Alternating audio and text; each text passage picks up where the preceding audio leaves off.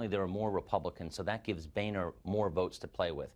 Anytime he's tried to pass a very controversial bill, he's needed to rely on Democrats to pass it, such as raising the debt ceiling last year, where only 28 Republicans in the House voted for a clean debt ceiling increase. So now some can say he's got a stronger hand because he's got more votes to play with, but some of those Republicans who've replaced the ones that have left are actually more conservative.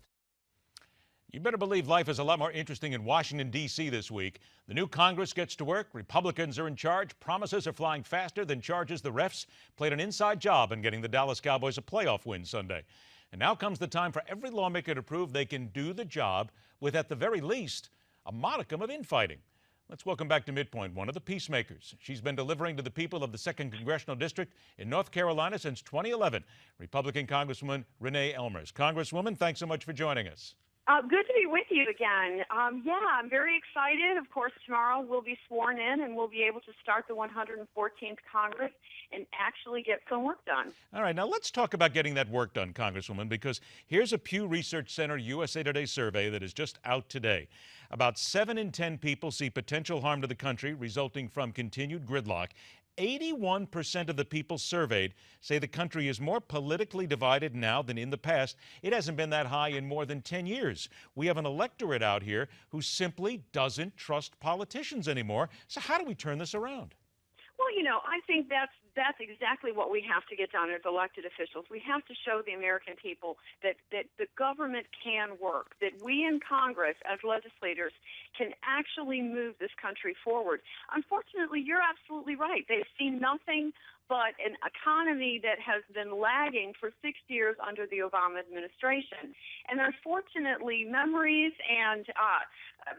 are very short, and we forget the good times, and we forget how we can actually work together. And that's why we have to prove to the American people that we can get this done. I believe wholeheartedly that we will be able to move this economy forward, and we're going to start right off this week with bills that have great bipartisan support that were simply held up by Harry Reid in the Senate. Well, let's talk about the perception here, because certainly Mitch McConnell has said, we're more than willing to work with the president. He has come with a smile. It's the words that the president has wanted to hear, I guess, for the first 6 years of his administration.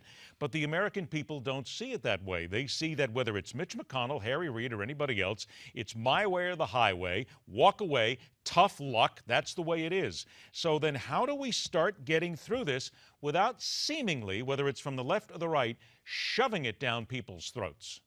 Well, I think we're starting off on the right foot by simply saying that we are willing to work with the president. We're willing to work with the Democrats.